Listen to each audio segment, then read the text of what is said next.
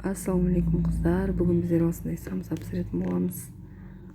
Үшін бізге 1 килограммдай ұн, 1 жұмыртқа, 2 шай қасық тұз салып, жылы су құйып, орташа қамыр илейміз.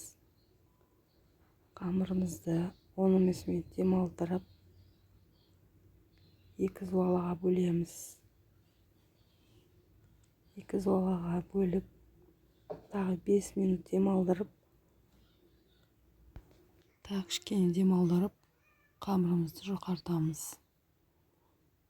Еттің қамырындай жайып,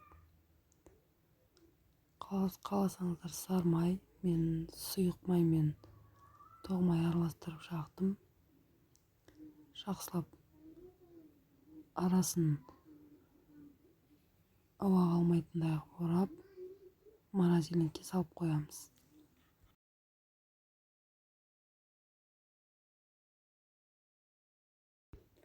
Пиязымызды майдалап ұсақтап турап, шамамен 1 килограммдай пияз тураймыз. 1 килограмм фаршқа оған тұз, қызыл бұрыш, қара бұрыш салып, жақсылап пиязымызды езіп, фаршымызды саламыз. Біздің салмамыз дайын болды. Енді қамырымызды кесіп, керекті көлемде жұқартып аламыз.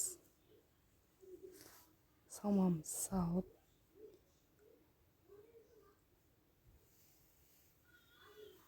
қызып тұрған тапамызға самсаларымызды салып аламыз.